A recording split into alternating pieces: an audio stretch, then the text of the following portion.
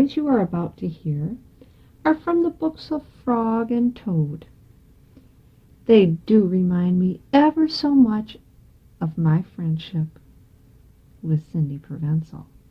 We were a couple of little scamps, a lot like Frog and Toad.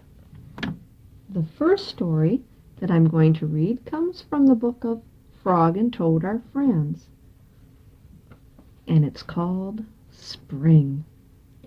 Frog ran up the path to Toad's house. He knocked on the front door.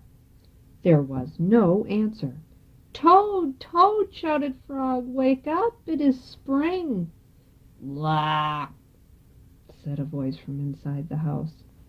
"Toad, Toad," cried Frog, "the sun is shining, the snow is melting, wake up." "I am not here," said the voice. Frog walked into the house. It was dark. All the shutters were closed. "Toad, where are you?" called Frog. "Go away," said the voice from the corner of the room. Toad was lying in bed. He had pulled all the covers over his head. Frog pushed Toad out of bed. He pushed him out of the house and onto the front porch. Toad blinked in the bright sun. "Help!" cried Toad.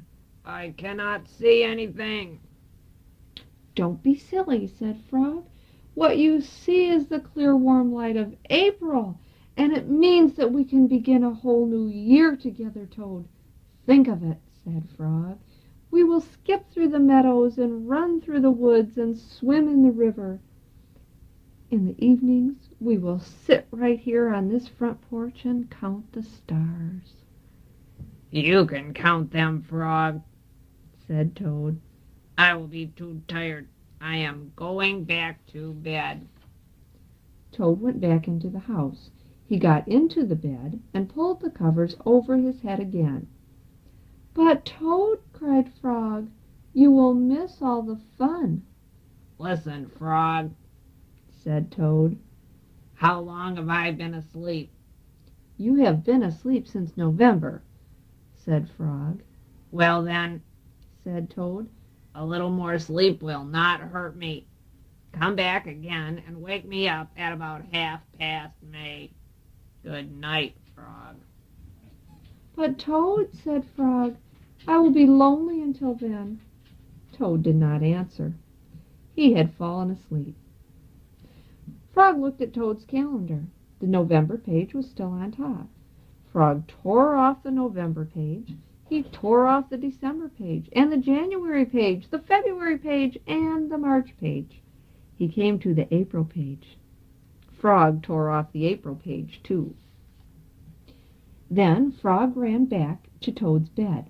"Toad, Toad, wake up, it is May now." "What?" said Toad. "Can it be May so soon?" "Yes," said Frog. "Look at your calendar." Toad looked at the calendar. The May page was on top. "Why, it is May," said Toad as he climbed out of bed. Then he and Frog ran outside to see how the world was looking in the spring. This is called the story. One day in summer, Frog was not feeling well. Toad said, "Frog, you are looking quite green." "But I always look green," said Frog. "I am a frog." "Today you look very green even for a frog," said Toad. "Get into my bed and rest." Toad made Frog a cup of hot tea. Frog drank the tea, and then he said, "Tell me a story while I am resting." "All right," said Toad. "Let me think of a story to tell you." Toad thought and thought, but he could not think of a story to tell Frog. "I will go out on the front porch and walk up and down," said Toad. "Perhaps that will help me to think of a story." Toad walked up and down on the porch for a long time, but he could not think of a story to tell Frog. Then Toad went into the house and stood on his head. "Why are you standing on your head?" asked Frog. "I hope that if I stand on my head, it will help me to think of a story," said Toad. Toad stood on his head for a long time, but he could not think of a story to tell Frog. Then Toad poured a glass of water over his head. "Why are you pouring water over your head?" asked Frog. "I hope that if I pour water over my head it will help me to think of a story," said Toad. Toad poured many glasses of water over his head, but he could not think of a story to tell Frog. Then Toad began to bang his head against the wall. "Why are you banging your head against the wall?" asked Frog. "I hope that if I bang my head against the wall hard enough it will help me to think of a story," said Toad. "I am feeling much better now, Toad," said Frog. "I do not think I need a story any more." "Then you get out of bed and let me get into it," said Toad, "because now I feel terrible." Frog said, "Would you like me to tell you a story, Toad?" "Yes," said Toad, "if you know one." "Once upon a time," said Frog, "there were two good friends, a frog and a toad. The frog was not feeling well. He asked his friend the toad to tell him a story. The toad could not think of a story. He walked up and down on the porch, but he could not think of a story. He stood on his head, but he could not think of a story. He poured water over his head, but he could not think of a story. He banged his head against the wall, but still he could not think of a story. Then the toad did not feel so well. So the toad went to bed, and the frog got up and told him a story. The end. "How was that, Toad?" said Frog. But Toad did not answer. He had fallen asleep. This is a story about a lost button. Toad and Frog went for a long walk. They walked across the large meadow. They walked in the woods. They walked along the river. At last they went back home to Toad's house. "Oh, drat," said Toad. "Not only do my feet hurt, but I have lost one of the buttons on my jacket." "Don't worry," said Frog. "We will go back to all the places where we walked. We will soon find your button." They walked back to the large meadow. They began to look for the button in the tall grass. "Here is your button," cried Frog. "That is not my button," said Toad. "That button is black. My button is white." Toad put the black button in his pocket. A sparrow flew down. "Excuse me," said the sparrow. "Did you lose a button? I found one." "That is not my button," said Toad. "That button has 2 holes. My button had 4 holes." Toad put the button with 2 holes in his pocket. They went back to the woods and looked on the dark paths. "Here is your button," said Frog. "That is not my button," cried Toad. "That button is small. My button was big." Toad put the small button in his pocket. A raccoon came out from behind a tree. "I heard that you were looking for a button," he said. "Here is one that I just found." "That is not my button," wailed Toad. "That button is square. My button was round." Toad put the square button in his pocket. Frog and Toad went back to the river. They looked for the button in the mud. "Here is your button," said Frog. "That is not my button," shouted Toad. "That button is thin. My button was thick." Toad put the thin button in his pocket. He was very angry. He jumped up and down and screamed, "The whole world is covered with buttons, and not one of them is mine." Toad ran home and slammed the door. There on the floor he saw his white, 4-holed, big, round, thick button. "Oh," said Toad. "It was here all the time. What a lot of trouble I have made for Frog."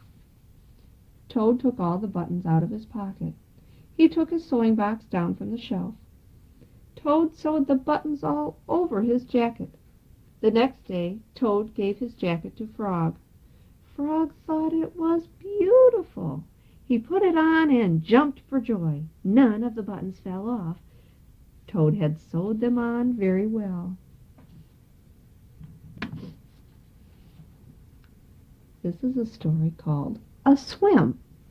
This is Cindy and Joey's favorite. At least it's one of their favorites. Toad and Frog went down to the river. "What a day for a swim," said Frog. "Yes," said Toad. "I will go behind these rocks and put on my bathing suit." "I don't wear a bathing suit," said Frog. "Well, I do," said Toad. "After I put on my bathing suit, you must not look at me until I get into the water." "Why not?" asked Frog. "Because I look funny in my bathing suit, that is why," said Toad. Frog closed his eyes when Toad came out from behind the rocks. Toad was wearing his bathing suit. "Don't peek," he said. Frog and Toad jumped into the water. They swam all afternoon. Frog swam fast and made big splashes. Toad swam slowly and made smaller splashes. A turtle came along the river bank. "Frog, tell that turtle to go away," said Toad. "I do not want him to see me in my bathing suit when I come out of the river." Frog swam over to the turtle. "Turtle," said Frog, "you will have to go away." "Why should I?" asked the turtle. "Because Toad thinks that he looks funny in his bathing suit, and he does not want you to see him," said Frog.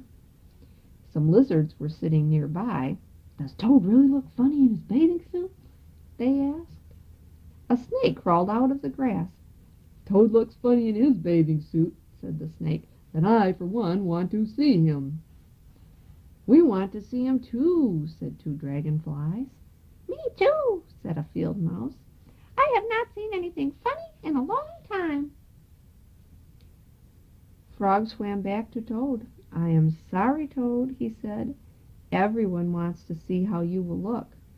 "Then I will stay right here until they go away," said Toad. The turtle and the lizards and the snake and the dragonflies and the field mouse all sat on the river bank. They waited for Toad to come out of the water.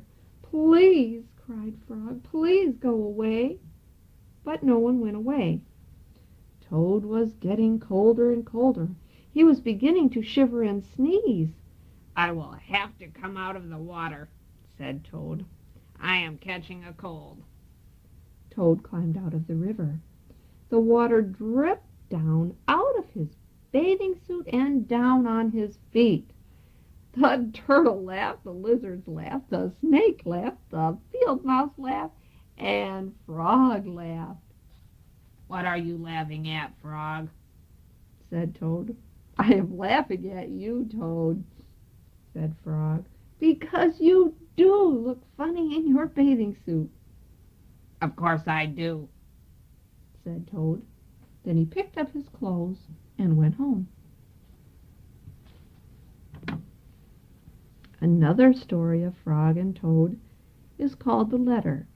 This shows that Frog really does care about Toad and how he feels about things. Toad was sitting on his front porch. Frog came along and said, "What is the matter, Toad? You are looking sad." "Yes," said Toad. "This is my sad time of day. It is the time when I wait for the mail to come. It always makes me very unhappy." "Why is that?" asked Frog. "Because I never get any mail," said Toad. "Not ever?" asked Frog. "No, never," said Toad. "No one has ever sent me a letter. Every day my mailbox is empty. That is why waiting for the mail is a sad time for me." Frog and Toad sat on the porch feeling sad together. Then Frog said, "I have to go home now, Toad. There is something that I must do." Frog hurried home. He found a pencil and a piece of paper. He wrote on the paper. He put the paper in an envelope. On the envelope he wrote, "A letter for Toad." Frog ran out of his house. He saw a snail that he knew. "Snail," said Frog, Please take this letter to Toad's house and put it in his mailbox." "Sure," said the snail. "Right away." Then Frog ran back to Toad's house. Toad was in bed taking a nap. "Toad," said Frog, "I think you should get up and wait for the mail some more." "No," said Toad. "I am tired of waiting for the mail." Frog looked out of the window at Toad's mailbox. The snail was not there yet. "Toad," said Frog, "you never know when someone may send you a letter." "No, no," said Toad. "I do not think anyone will ever send me a letter." Frog looked out of the window. The snail was not there yet. "But Toad," said Frog, "someone may send you a letter today." "Don't be silly," said Toad. "No one has ever sent me a letter before, and no one will send me a letter today." Frog looked out of the window. The snail was still not there. "Frog, why do you keep looking out of the window?" asked Toad. "Because I am waiting for the mail," said Frog. "But there will not be any," said Toad. "Oh, yes, there will," said Frog, "because I have sent you a letter." "You have?" said Toad. "What did you write in the letter?" Frog said, "I wrote, 'Dear Toad, I am glad that you are my best friend. Your best friend, Frog.'" "Oh," said Toad. "that makes a very good letter." Then Frog and Toad went out onto the front porch to wait for the mail. They sat there feeling happy together. Frog and Toad waited a long time. 4 days later, the snail got to Toad's house and gave him the letter from Frog. Toad was very pleased to have it.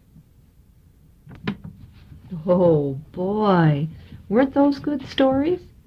How would you like to hear some more Frog and Toad stories? These stories are from the book called Frog and Toad All Year. The first one is about the winter time, and it's called Down the Hill. Oh, wait till you hear what happens to Frog and Toad. Frog knocked at Toad's door. "Toad, wake up," he cried. "Come out and see how wonderful the winter is." "I will not," said Toad. "I am in my warm bed." "Winter is beautiful," said Frog. "Come out and have some fun." "Blah," said Toad. "I do not have any winter clothes." Frog came into the house. "I have brought you some things to wear," he said. Frog pushed a coat down over the top of Toad. Frog pulled some snow pants up over the bottom of Toad. He put a hat and a scarf on Toad's head. "Help!" cried Toad. "My best friend is trying to kill me." "I am only getting you ready for winter," said Frog. Frog and Toad went outside. They tramped through the snow. "We will ride down this big hill on my sled," said Frog. "Not me," said Toad.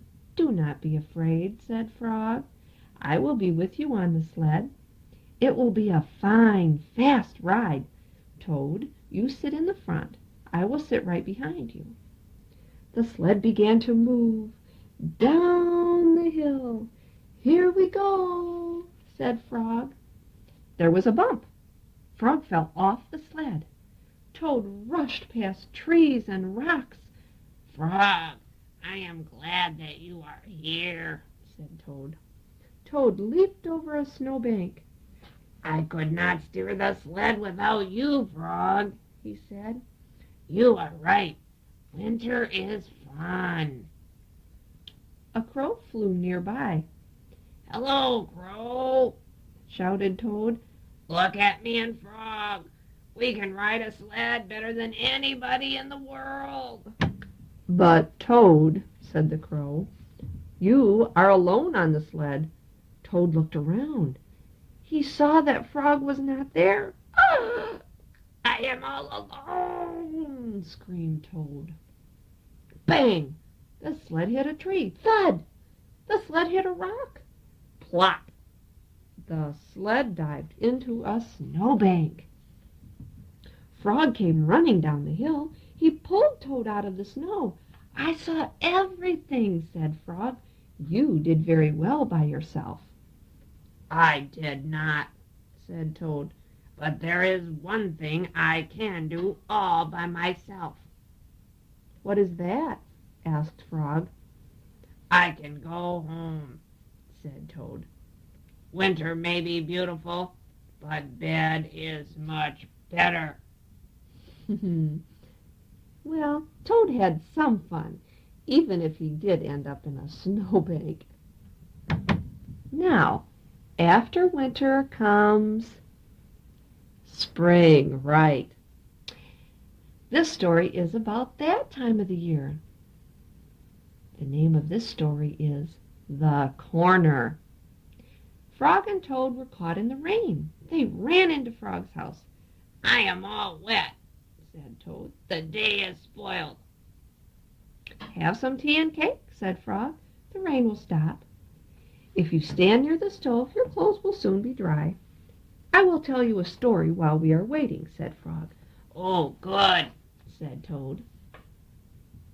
When I was small, not much bigger than a pollywog, said Frog, my father said to me, Son, this is a cold, gray day, but spring is just around the corner. Oh, I wanted spring to come. I went out to find that corner. I walked down a path in the woods until I came to a corner. I went around the corner to see if spring was on the other side. And was it? Asked Toad. No, said Frog. There was only a pine tree, 3 pebbles, and some dry grass. I walked in the meadow. Soon I came to another corner. I went around the corner to see if spring was there. Did you find it? Asked Toad. No, said Frog. There was only a worm asleep on a tree stump. I walked along the river until I came to another corner. I went around the corner to look for spring. Was it there? Asked Toad. No, said Frog. There was only some wet mud and a lizard who was chasing his tail. You must have been tired, said Toad. I was tired, said Frog, and it started to rain. I went back home. When I got there, said Frog, I found another corner. It was the corner of my house. Did you go around it? Asked Toad. I went around that corner too, said Frog. What did you see? Asked Toad. I saw the sun coming out, said Frog. I saw the birds sitting and singing in a tree. I saw my mother and father working in their garden. I saw the flowers in the garden. You found it, cried Toad. Yes, said Frog. I was very happy I had found the corner that spring was just around. Look, Frog, said Toad. You were right. The rain has stopped.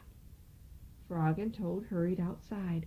They ran around the corner of Frog's house to make sure that spring had come again. Uh-oh, here comes another one of Sydney and Joey's favorites, especially Joey's.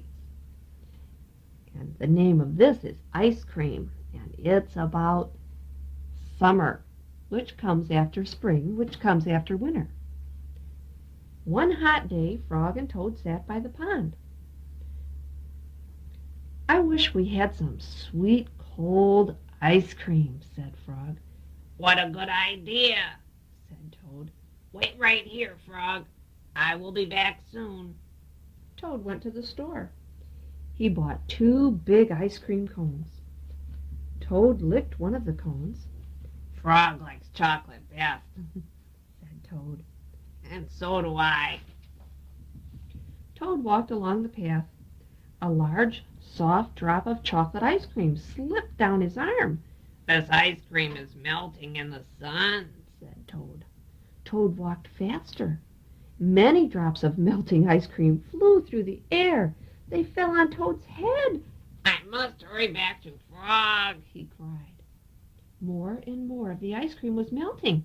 It dripped down on Toad's jacket. It splattered on his pants and on his feet. Where is the path? cried Toad. I cannot see. Frog was sat by the pond waiting for Toad. A mouse ran by. I just saw something awful, cried the mouse. It was big and brown. Something covered with leaves and sticks is moving this way, cried the squirrel. Here comes the thing with horns, shouted a rabbit. Run for your life. What can it be? Asked Frog. Frog hid behind a rock. He saw the thing coming. It was big and brown. It was covered with sticks and leaves. It had 2 horns. Frog, cried the thing. Where are you? Oh, no, said Frog. That thing is Toad. Toad fell into the pond. He sank to the bottom and came back up again. Brat, said Toad. All of our sweet cold ice cream has washed away. Never mind, said Frog. I know what we can do. Frog and Toad quickly ran back to the store. Then they sat under a large shade tree and ate their chocolate ice cream cones together. That sounds like a lot of fun.